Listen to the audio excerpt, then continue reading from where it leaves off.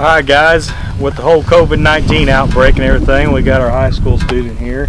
She's been learning a little bit about farming and the practices of farming and why we do what we do. And we're spreading lime today, so we're out here, and there's a lot of good reasons why we do it. And Katie, what's one of the big reasons why we do it, or a couple of reasons why we do it? To break down the manure, kill the bacteria, and raise the pH level of the soil. Okay, why do we want to raise the pH of the soil? Help the grass grow. Helps it, makes it a little more fertile, doesn't it, the ground? Yeah, so it actually, what it does is whenever you raise the pH of the soil, it actually makes the cation exchange can happen, and it's actually where it makes more nutrients available. The nutrients are already there, but they just become more available is what we're trying to do.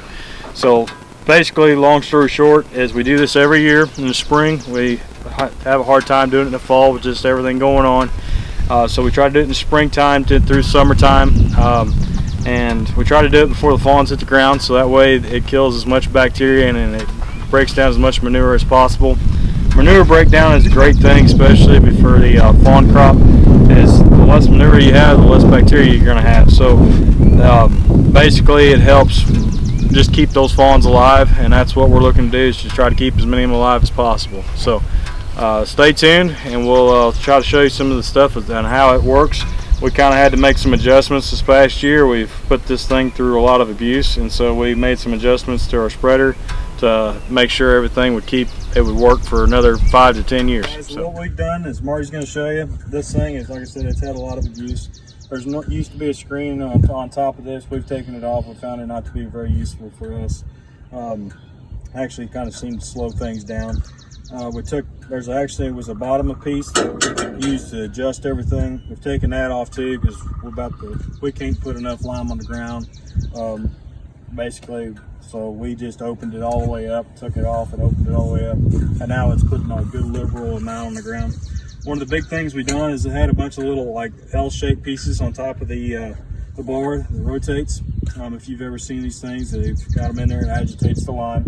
So what we did is because there's always going to be some little bit of rocks and stuff in ag lime, and so basically those rocks bent them all down over the years, and so they just weren't working very properly. Last year we were having a little bit of trouble with it, so this year before we started spreading, we went in there and we cut them all off, and we ended up putting about 1.5 inches to 1.75 inches solid pieces in there, so that way they would actually push the material on out, and as it was agitating it. And it's so far this year, the lime we're spreading is actually wetter than what we've used in the past. Normally we had to wait for it to dry down quite a bit. Jacob could tell you that. And so we've made that adjustment, and now this year it's spreading it, and it's decently wet lime, so it's actually working very well. So Marty will show you kind of a picture of it, or get a close-up of what we kind of done.